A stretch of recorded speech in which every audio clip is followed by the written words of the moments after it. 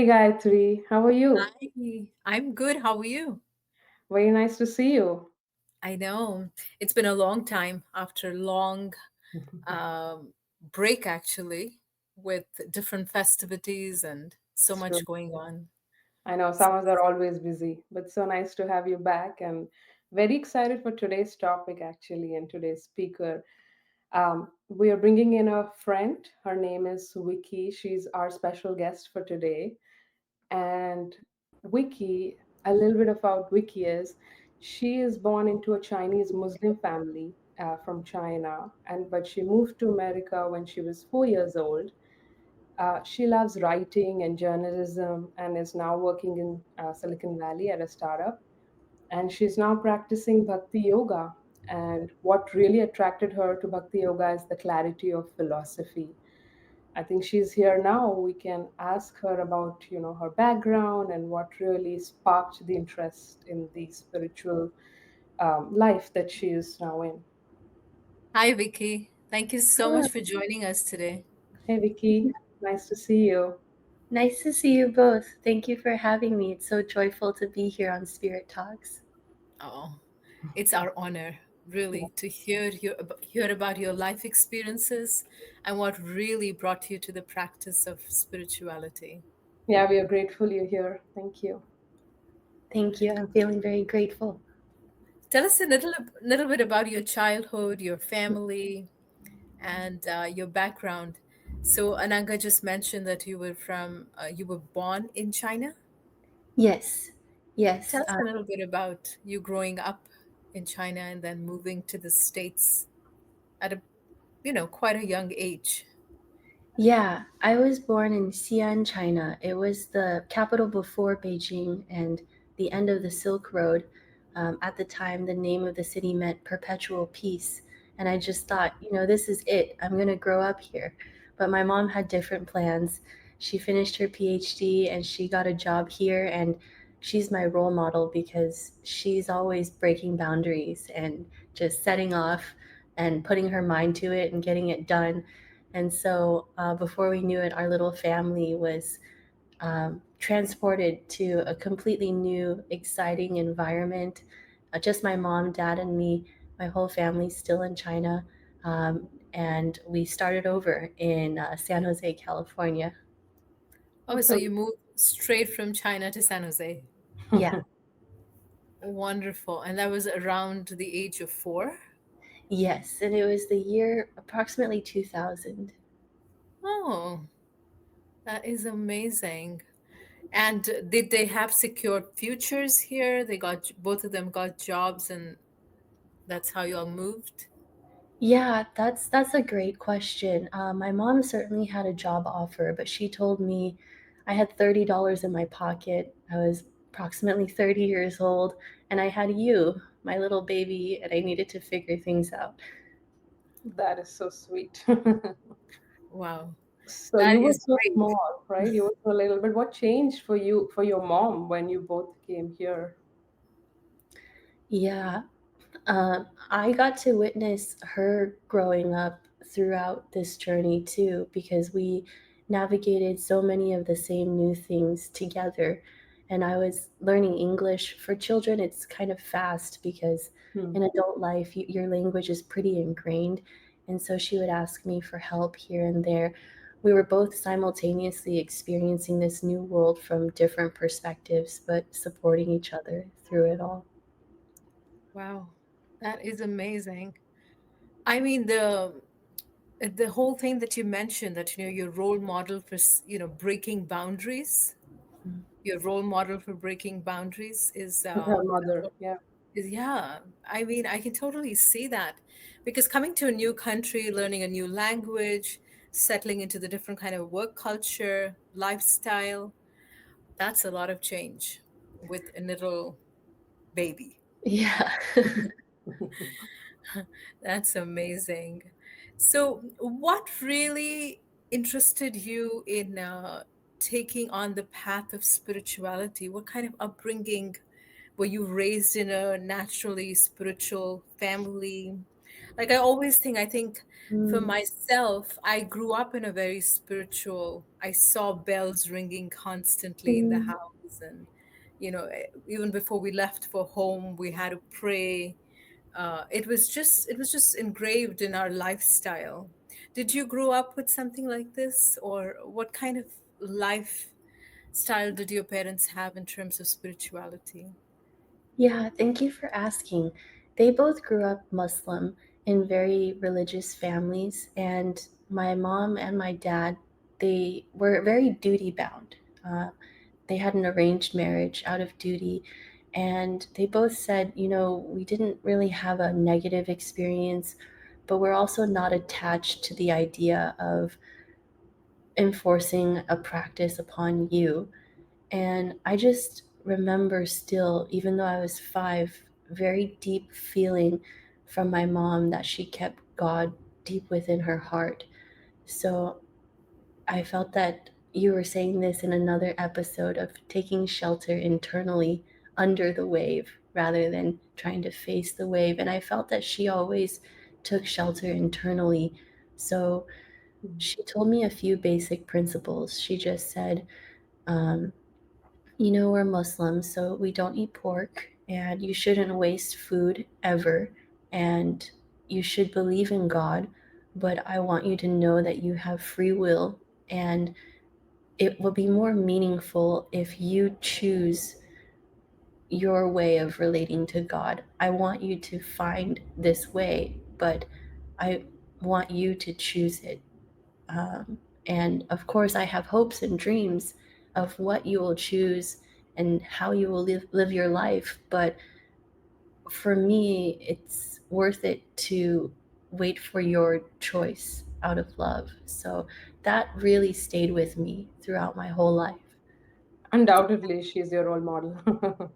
That is such a beautiful, when we start enforcing our likes and dislikes and our aspirations on anyone dependent, whether it's our children, whether it's a partner, whether it's a friend that's dependent, it kind of, um, then we're just creating a cookie mold Mm, kind of a situation where we're not letting them evolve from where they are at. mm, And that is something so beautiful that your mother mentioned. And that mm, actually gives you wings, I feel. It gives you wings with that support, with grounding, mm, because I feel grounding is extremely important, which she provided um, by her own lifestyle. Like mm, you first mentioned that she is a devout Muslim. She was very duty bound and practicing her own faith religiously. That's your mm, grounding. But then mm. she gives you the wings to fly and then figure out where you want to really land. Yeah. I Mm. thought that is such a beautiful, beautiful sentiment, beautiful practice. And upbringing as well. I think as a new parent, I really love like how your mother has, yeah, she's cultivated all those, like Gayatri was mentioning, all those, fundamentals, and now she's giving you the launch pad to fly and explore on your own. And as much as I've seen her in our yoga center, now both of them practice together. She's, Vicky is leading the way, and Vicky inspires her to follow what she's following. And her mother is also, I'm sorry, what's your mother's name? Her name is Robin. Robin. So she's also following, and she's very, she comes down to our yoga center, and shares her experiences as well. I have a question, because you mentioned you have these different backgrounds. You grew up in China, but of course you moved here, and now you've been living an American life. And also your background is from, you have a Muslim background. So you have these different threads in your identity. How do you bring all these pieces together? Like, how does one help you being the other? Or mostly, how does growing up as a Chinese or being a Muslim help you be a Bhakti Yoga practitioner? Mm. Yeah, that's a very Instead of seeing the contradictions, right? Mostly people would see the contradictions and the differences, but how do you unite them? yeah, that's a very insightful question. I want to also build off of what we were already mentioning. I truly believe that if my mom hadn't raised me the way that she did, I wouldn't be the person that I am today to have taken up the Bhakti Yoga practice. So even though she didn't have the books that I have now or the teachers that I have now, I feel that she was crucial to this, internal integrity and principles that I was incubating. And to answer this present question, it's related. So she would share with me the complicated intersectionality of her identity in the sense that she would always tell me, um, we're Chinese first, which means that we have a duty to fulfill in this sense.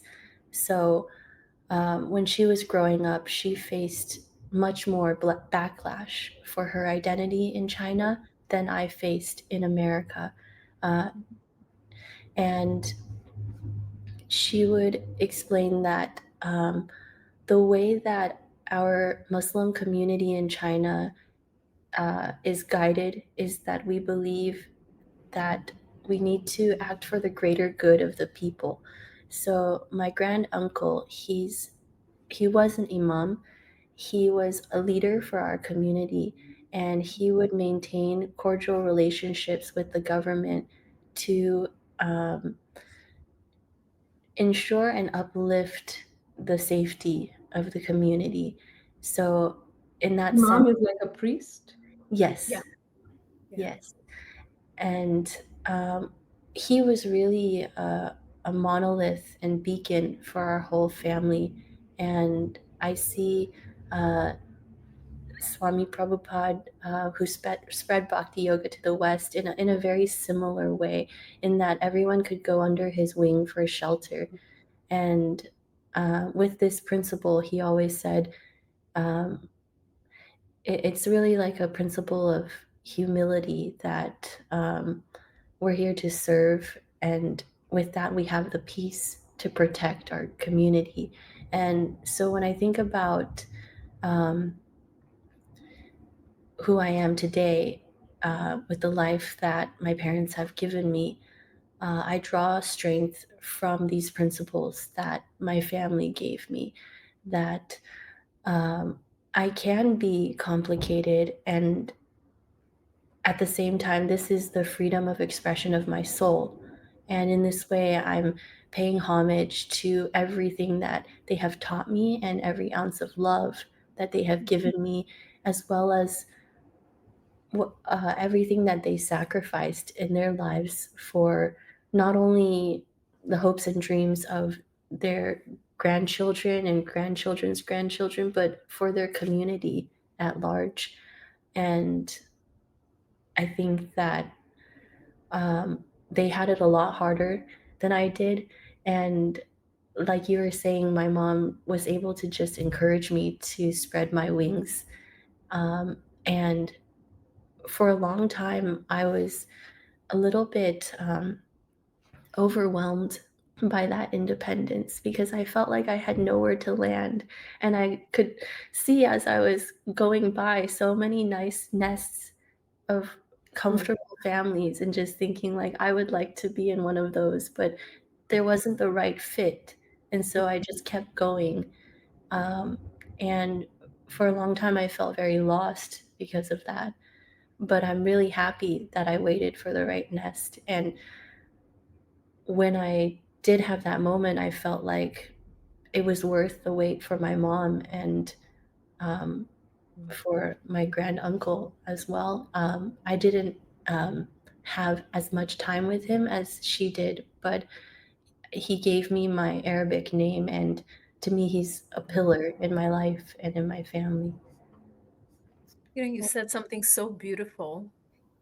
And I was just thinking that many a times, when you mentioned that for a long time you were um, wrestling, or you were trying to find that home. um, Oftentimes as a parent, you try to minimize the difficulty your child is going to endure, Yeah.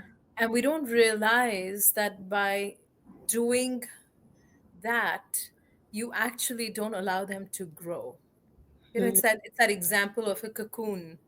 You see that the caterpillar is struggling inside the cocoon. And if at that point someone comes and says, you know what, this caterpillar is really, really suffering, trying to find its identity, let me just cut open the cocoon and free. yeah. It doesn't let it evolve into a beautiful butterfly. That's true. Mm, It's a It beautiful analogy. needs to endure what it needs to endure, and one needs to live through experiences, because we are a product of our experiences. mm, We are a product of um, our upbringing, our experiences, the people that we speak with, the people that we allow in our lives, in our give them mind space. mm, Like you mentioned, Srila Prabhupada, he often mentioned that you become what you associate with. And Mm, association is definitely not limited to physical association. I mm, could be more closer to someone if I'm constantly meditating on the way they do things, they practice things, they experience things, or some experience I had with them. So when yeah. you were mentioning that, I was thinking that how important it is to also give space for growth, mm, Mm, give space to endure difficulties. mm.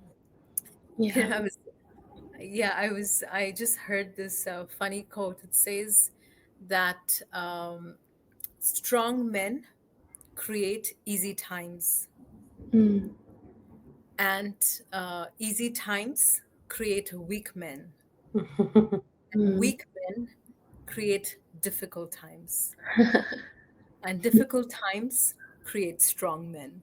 mm, So it's a cycle. Yeah, it's It's a loop. really a cycle. And how we balance that in our life, that I did endure this difficulty, but what was it? What was the reason of it in my life? What do I need to learn from this? And how can I grow from this? And that's exactly what you did. Mhm. And I'm really, you know, as- looking forward to hearing how you actually um, tried different practices, and you mm, actually found something that is nourishing your soul currently with the practice of Bhakti Yoga. So yeah. Her, please. her story also reminds me of Radhanath Swami. He also was, moving from one nest to the other until unless he was so sure that the blue boy attracts him. So I was thinking about him, but we would love to know what all did you explore? How did Mm, how did that shape you, and what really you felt in the current practice that you're doing? Uh-huh. yeah. Thank you for asking. On your earlier point, yeah, my mom was very unapologetic about my growth. She would sacrifice nothing. Um, and even though it wasn't necessarily always a religious topic, there were these values that I felt were being cultivated outside of an institution or a church. At the same time, growing up in San Jose, a lot of my friends were Catholic and Christian. And as a child, I just wanted to be included and do what my peers were doing. So I went to church. Um, I read the Bible. I sang communion, and I really loved it. Such a peaceful, beautiful environment. And I wanted to stay in that environment because I felt so sheltered, but I had no cognizant idea of really what is the philosophy because I was so young. And so my parents said, yes, we're not raising you religiously and we encourage you to have friends, but um, I don't think you should attend church regularly anymore. It was hard not to be around Catholicism and Christianity, of course, being in America. So I was still adjacent to youth groups that would come to our school, but it just didn't resonate with me. And there were frustrating times too where when I was 12 years old, for a week, after being quite tired of the um, Christian philosophy that is preached quite often in America. Um, for a week, I decided, okay, I think I'm gonna try being agnostic, or I guess I was always agnostic, but I was quite angsty. And then after that week, I just thought, that's not right. That did not feel right. That's not the principle that my mom raised me with. And so I started to become more serious in high school and college about my family's roots. I thought, yes, I had to shelter myself to be safe and practical at a certain age, but how can I be brave? How can I retrace my roots? How can I pay homage to my family, like actually make their efforts worth it? And um, I started telling people I am Muslim. And that even was earth shattering to me because before I just had mastered how to deflect this conversation. And in college, I joined a Muslim student association. I tried to fast for Ramadan. We went to have halal food together. Having the association of other Muslim college students was like a happiness I'd never known.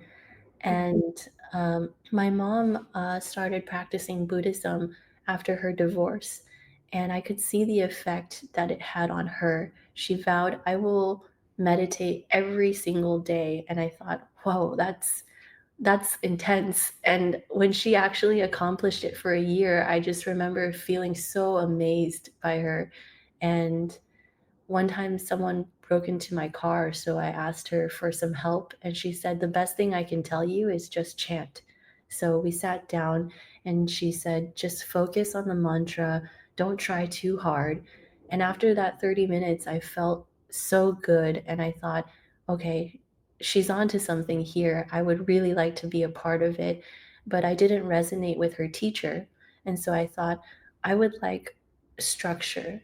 Um, Discipline that I can dedicate my life to. I would like a teacher and I would like a mantra. And then during the quarantine of the pandemic, I had a chance to really set free by introspection. And I started watching documentaries on meditation. I was trying to follow my mom's Buddhist meditation every day. And we moved to an apartment complex where one of our neighbors was practicing Bhakti Yoga. And even though we were quarantined, he came on Christmas to every single apartment door in our complex and left a copy of the Bhagavad-gita with some cookies. And it was Christmas Day. So coming home, it was like, wow, someone is saying welcome to the neighborhood and also Merry Christmas. So And there's a present. just such a happy day. Um, and we just had this good feeling about that apartment complex too. And then after a few months, he had written his apartment unit number there. So we wrote a letter saying, thank you. This is a really nice book, but how do you chant? We really want to know, how do you chant? So he came to invite us to the Bhakti community, um, which is my home still today. And I have the good fortune to be able to share that home, which I think is the best part about the Bhakti Yoga practice. But yeah, it's been a long journey to say the least. Beautiful. That is so amazing. I mean, some simple acts of kindness Hmm. and thoughtfulness Mhm. can touch many people in many different ways. You know, it could have, Unknowingly, yeah. yeah, it could have just, yeah, and the very fact that you reciprocated with that led you to, so it's like you make a, you extend yourself, and then when somebody extends themselves too, then there is a journey, or there is a direction, or there is a relationship that comes into place, Mhm. which which is there, which is your free will. It's Yeah. like you also had to make um, an effort, Yeah. whether it was to think and then actually want to figure out how to even read this book and how Mm-hmm. to understand. And that kind of leads us, that's our way of expressing uh, a need for something. And Yeah. that's what I saw that you've done, moving from one place to the other place, uh, moving from trying one faith to the other faith, um, Yeah. is an expression of looking for something. You know, there was something, I read something very interesting the other day. I was reading an article on how to build your creativity. Mm-hmm. And it said something very interesting. The article started with, it said that you cannot be creative if you have everything. Mm. Mm-hmm. And I was like, what does that even mean? He Wow. said you have to have a void Deficit of in your something. heart, Yeah. and only then can you be creative. Wow. Wow. And I'm thinking, why? Because creativity comes from a space of wanting to do something, wanting to fill Mm. something up. Mm. If you have everything, you're just going to be satisfied, Wow. and that's it. Yeah. But creativity comes when you have something missing. You're trying to fill a void. Mm. But then I was thinking that how do you keep that creativity going Mm. once you've already achieved something? You know, because in the path of bhakti, how we say that the joy of practicing spirituality is an Mm. ever increasing pleasurable feeling. Mm. So Yeah. you're not really, can never be satisfied in one way. That's you true. know It's, yeah, it doesn't ceases and it always increases. yeah, I mean, just imagine if we're all just satisfied, we're going to be sitting under trees and doing nothing. you know Yeah. just pick your tree and just sit down and you're like totally satisfied about it. But because bhakti has that taste of Mm. ever increasing joy and ever increasing happiness and something more to desire in connection to your beloved or your supreme, however you want to put it, um, Mm. it continues to give you that creativity of not only improving your own practice but also sharing it with others. That's beautiful. I love it. I love how Yeah. you mentioned about creativity, because in material pursuits we are creative about things that leave a gap or a void. But in this path of bhakti, it never stops, because yeah, the Mm. goal is, we cannot reach that goal very easily. So it always increases our happiness. It's amazing. And I was thinking, like you mentioned, this path of bhakti yoga, when you were searching for it, you were looking for three, four things, like a structure, a discipline to the process, a person to look up to. And how has that quenched your thirst in this? And a mantra, and you also followed up for the mantra. So how all of this has transformed you? How is this helping you in your current practice? Yeah. I mean, I had this idea of yearning for these basics like water and sunlight, but I could not have been prepared for what was in store. The first time that I joined the Bhakti community meeting and I heard Vaish speak, I just had this feeling like this is it. I didn't even know what I was looking for, and this is it. Somehow it's found me, and it just spoke straight to my heart. And the more I learned about the philosophy, like I still remember the first class so vividly. My feeling in the initial stages unraveling was I am so happy that I held out and I waited, because if I didn't go through all of that, if I had settled, I wouldn't have found myself here. And here is where I've experienced more clarity than I've ever experienced in my whole life of yearning and seeking. And everything before didn't feel right. It felt like I had to give something up that was incongruent to my essential nature. But here, Bhakti Yoga is simply saying, you have everything to gain. And I really felt like that. I felt like this is the full expression of my free will and love. Mm, I had no idea that something like this could exist. mhm, So it's all glories to the people who go out to share this love. Like, it's just um, a gratitude that I can never pay back, but I can only attempt to pay forward. Um, mhm, and that unfolding, it's a process. In the beginning, I'm feeling like this is it, but to really surrender and commit, that is a whole different story in practice. mhm, And it's something that I'm still trying to find and go deeper into day by day. And I feel like that's the reward in the process. Like you were saying, it's ever expanding and there's no limit to the depth. And that expansive creativity, that's the only way that we can actually have freedom. And I really appreciate that you touched on that because I started writing when I first learned English. Maybe if I had stayed in China, I would write in Chinese. We'll never know. But there was this yearning that I was feeling.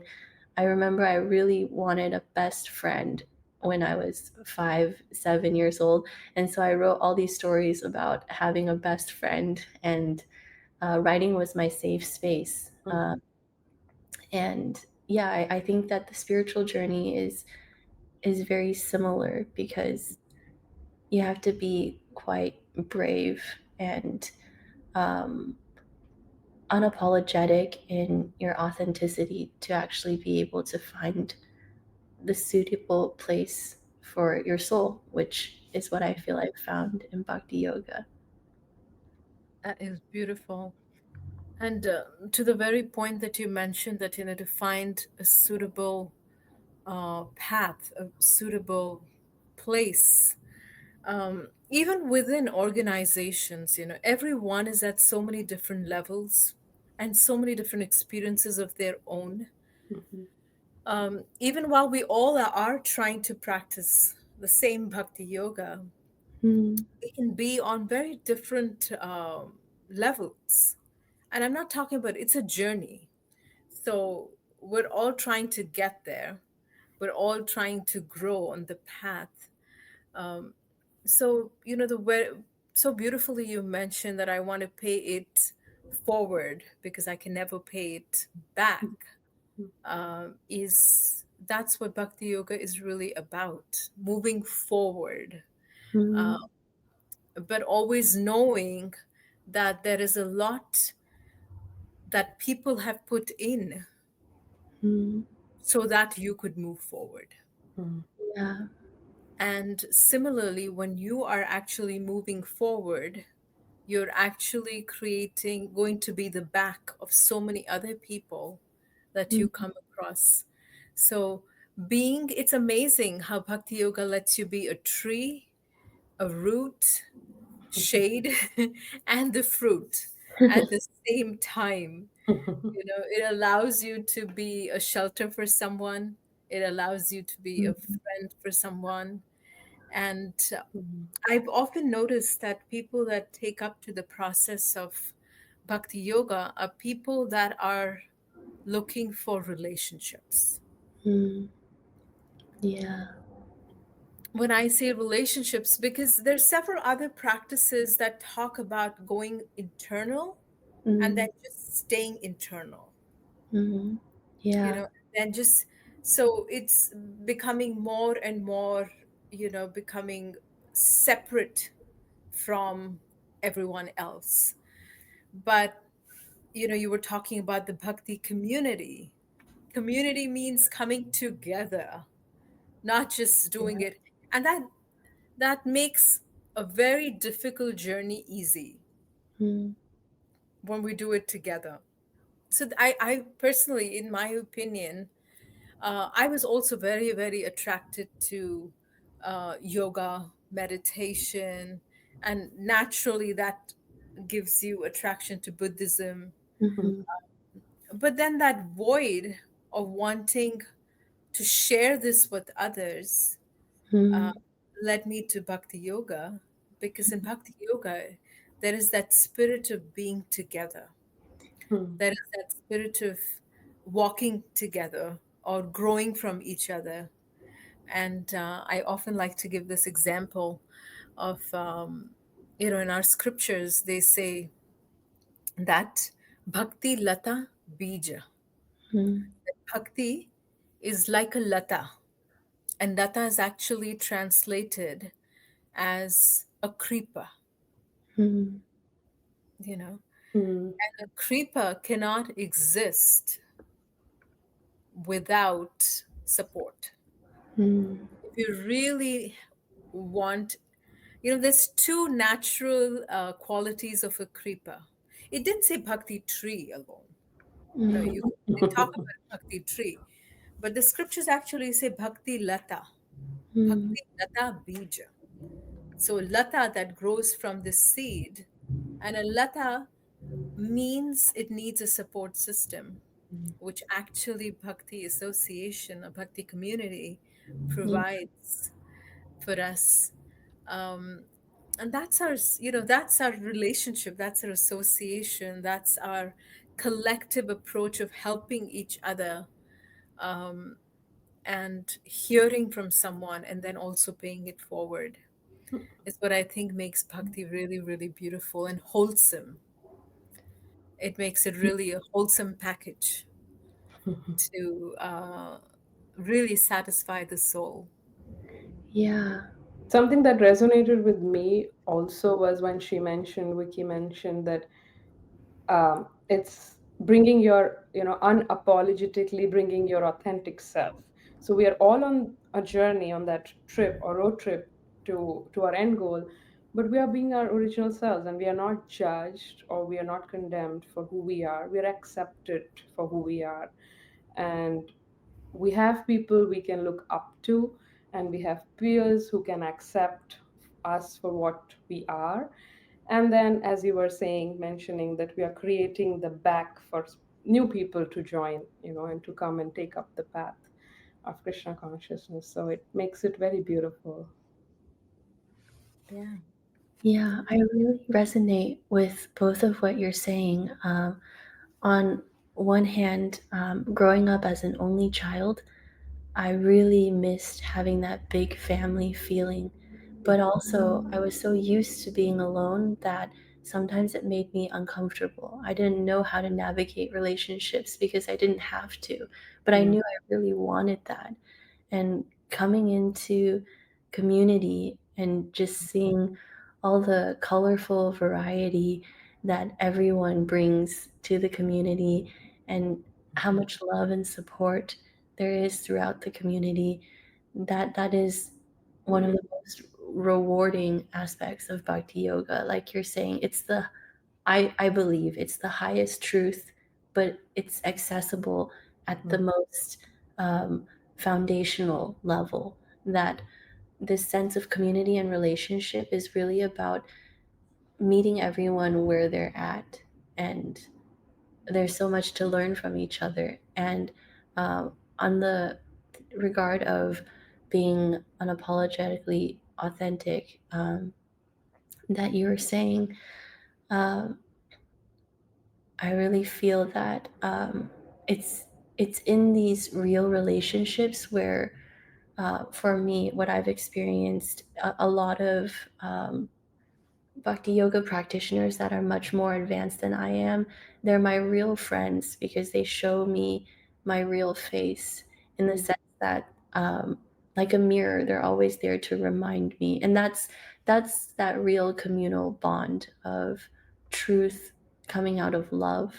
mm. Beautiful. I mean, that is such a nourishing, conclusion I know. to our talk today. I just wanted to say that no matter where we're at, and no matter which path we connect to, Mm-hmm.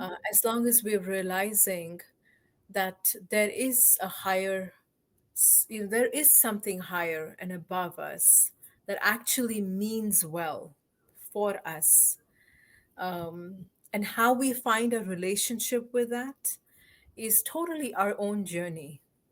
It's absolutely our own journey. And there's just not just one way of achieving that. Mm-hmm. And it's never too fast or it's never too slow. Hmm.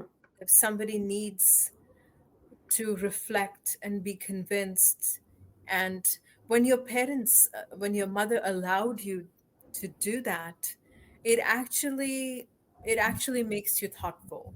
It actually makes you committed, because if you're forced into something, you really don't carry that forward. Mm-hmm. Similarly, in a relationship with God, or in a relationship with spiritual practice, or having a spiritual practice, we need to own it, make it our own. There are some foundations already, you know, the foundations are there.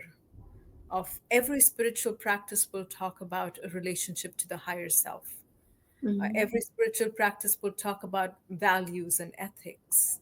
Every spiritual practice will talk about different feelings. Details may vary, but Mm-hmm. every spiritual practice grows in the foundation of rising above oneself. Mm-hmm. Every spiritual practice, no matter which spiritual practice we take. And how we take that and make it our own by adding our own finishing, like you mentioned, having my own practice. So Mm-hmm. even amongst the bhakti yoga practitioners, some are attracted to deity worship, worshiping the deities and actually feeling connected. Some are inspired to find Krishna or find the supreme within the books, Mm-hmm. scriptures. Some are inspired in the art of cooking and feeding and serving and communities and things like that. So even within the practice of bhakti yoga, you can make it your own. So it's a very inclusive Yeah. practice. And no matter where, what your likings are, what your background is, whether you want to write, like you mentioned, you're a writer, and that was your safe space. Many devotees took that, many practitioners took that and made it their path, where they could really express their innermost devotional qualities and their devotional feelings. Experiences. Yeah. Yeah, I Yeah. mean, there's pages of the acharyas writing beautiful poems, Mm-hmm. beautiful articles, and similarly, there's wonderful personalities that, like Mother Yamuna, her Mm-hmm. whole act of devotion was either deity worship or cooking. Mm. She mastered it and made it her own. And you can perfect your life with that. Mm-hmm. So it's I find Bhakti Yoga very, very inclusive. Yeah. I find Bhakti Yoga approachable by many Yeah. with a different interest. And we just have to find our little niches within the community itself. We have the community, but then we also want our small pockets of comfort zones that Mm. we connect with in a different level. Um, Yeah. you know, Thank you so much for sharing your beautiful story, Vicky. I think I found three layers in your story, and I'm going to take away those three layers. One is as a parent, your mother raised you, your parents raised you without forcing anything on you, although Mm. they gave you a very solid backing and a foundation of their spiritual values and their spiritual backgrounds, but you had that armed with you, but there was no force, there was no compulsion. You could use them whenever. They gave you Mhm. wings with that. The second layer was you as a person. You took your own sweet time. You went from one philosophy to the other. You were curious and you asked so many questions, and then you settled on one which could answer all your Yeah. questions and from your life experiences. And the third, which Gayatri was just so beautifully explaining right now, that within this one philosophy, we all differ from each other. We have different interests. You like writing, I might like something else. Gayatri, I know she loves deity worship and many, many more things. But just finding our, our niche, our USP. And I remember Chaitanya Charan Prabhu also came in one of our podcasts and he mentioned that there are three aspects. One is the spiritual parameter. He acronymed as SIP, and he said there's a spiritual parameter. And I see Gayatri smiling. So he said Actually there's a making spiritual. notes of that. It was so beautiful. It was beautiful. He said there's a spiritual parameter where what's your end goal? You want love of God. You want your soul, our soul to connect with God, with our higher self. We are not Mhm. our bodies. We are not, the skin or the place we are from or where we grew up, but who we really are. Then he mentioned the institution, which we discuss so much in here, like the community where we all come together and we practice something, we celebrate together. And then the personal aspect, which I feel is very, very important. And he also highlighted on the same that we Yeah. need to be a good human being. We need to discover ourselves to know really, how fast or how slow or what pace can I go and connect with our higher self. So thank Mm. you so much for all those layers in your story. I think I'm deeply inspired by you Truly. and Thank you others. so much, Vicky, for Thank you. joining us and being so vulnerable, because Yeah, that really touches the heart. good. Yeah. Thank you both for providing a space where I can be vulnerable and embodying exactly what you're saying, that Bhakti Yoga is all about fanning each spark, that there's this sense of empowerment coming from love of God. Perfect. Thank Thank you. you. It's an honor to have you. Thank you so much. Thank you so much. Bye This bye. is so nourishing.